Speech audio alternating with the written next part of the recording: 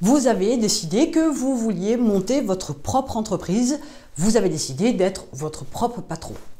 Ok, pas de problème, on y va. Donc aujourd'hui, j'aimerais quand même vous parler de la possibilité que vous avez de monter votre entreprise en quelques semaines.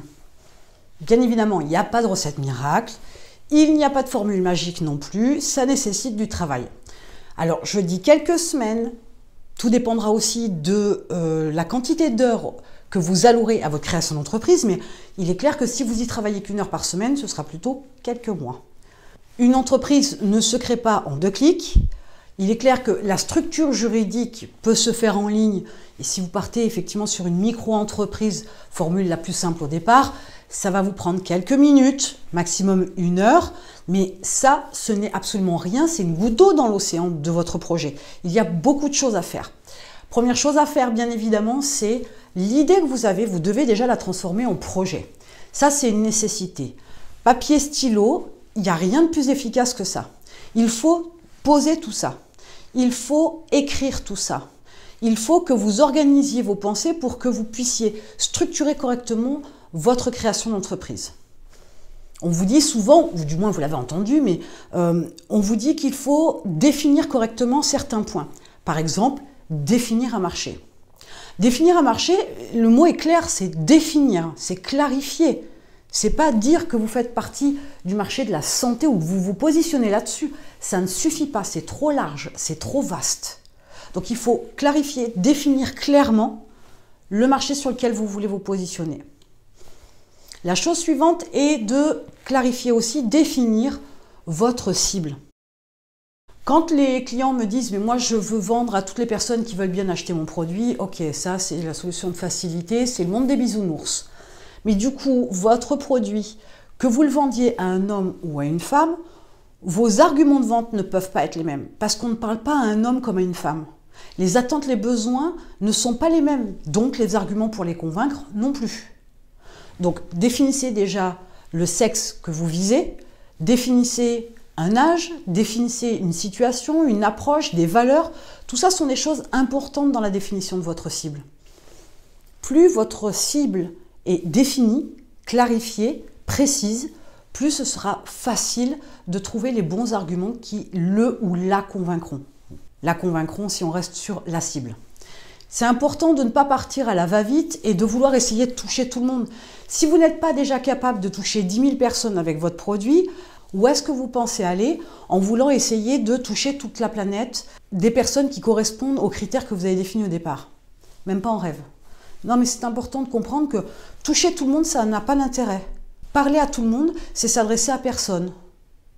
Je crois que c'est le Dalai Lama qui disait que entre 2 personnes, quand on parle la même langue, on se comprend. Quand on parle son langage, on la touche. Donc l'idée, c'est plutôt de parler le langage plutôt que la langue. Voilà, donc préciser votre cible est important. Mais il faut aussi, bien évidemment, que ce soit en adéquation avec le produit que vous souhaitez vendre. Quand je parle de produit, je parle soit de prestations de services, soit de marchandises.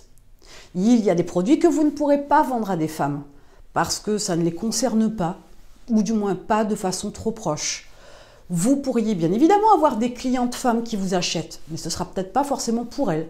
Ce sera pour leurs amis, leurs frères, leurs pères, j'en sais rien. Donc réfléchissez bien au fait que le produit doit s'adresser aussi à la cible que vous visez. S'il y a un ajustement à faire, faites-le. Mais ça ne peut pas toucher les 2 parties. On ne s'adresse pas aux gens de la même manière, qu'ils soient un homme ou une femme. Les attentes, les besoins, etc. ne sont pas les mêmes. Ça, c'est important à comprendre. Donc avec ces 3 piliers-là, déjà, vous avez déjà une tendance de ce vers quoi vous allez. Il vous faut maintenant réfléchir à l'ensemble de votre entreprise. Donc vous savez à qui vous allez vendre, mais comment vous allez le vendre, combien vous allez le vendre, comment vous allez délivrer, livrer la prestation ou la marchandise. Ce sont des questions que vous devez vous poser maintenant.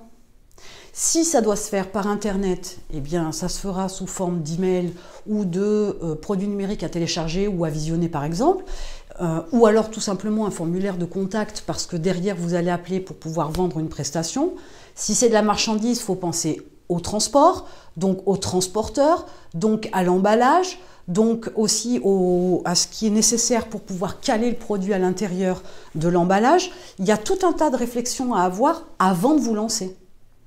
Il faut connaître les coûts d'achat, par exemple, pour l'emballage, parce que tout ça va rentrer en ligne de compte dans votre calcul du coût de revient.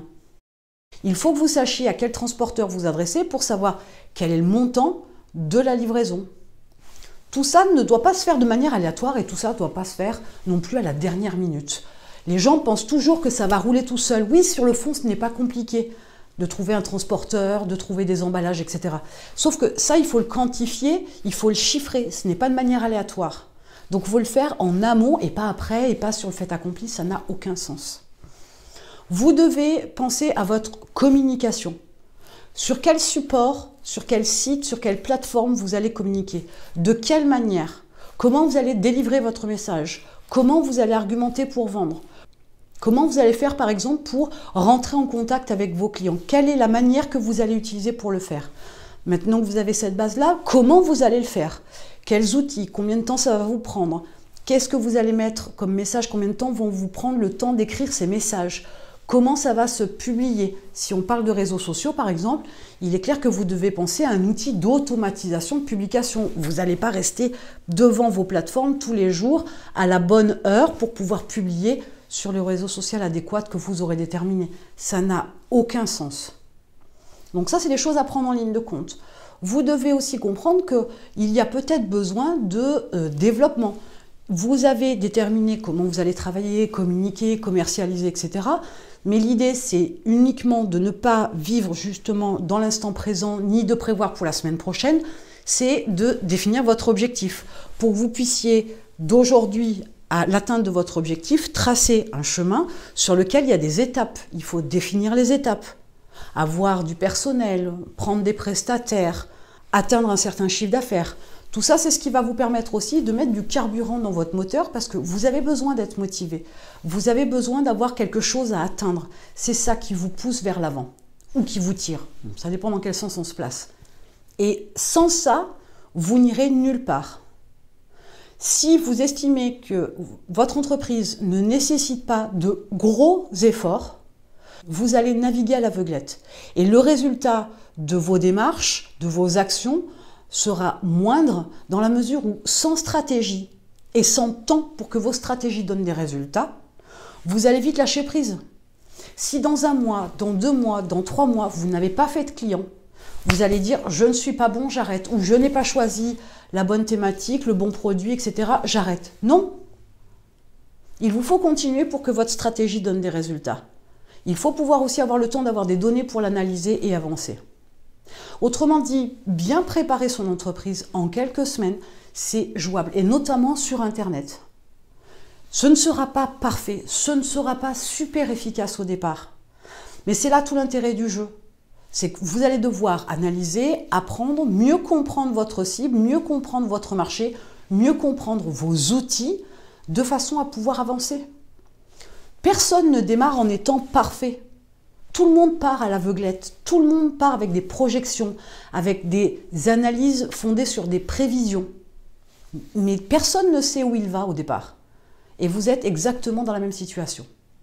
Donc, il vous faut vous poser, et je vous lis tout le temps, et je répète, stylo, papier, il n'y a rien de plus efficace pour clarifier vos pensées, et vous allez pouvoir chercher éventuellement des informations dont vous avez besoin et mettre tout ça dans des groupes spécifiques, tout ce qui va concerner la communication, la commercialisation, votre site internet, la façon dont vous allez livrer les produits, le marché sur lequel vous positionnez.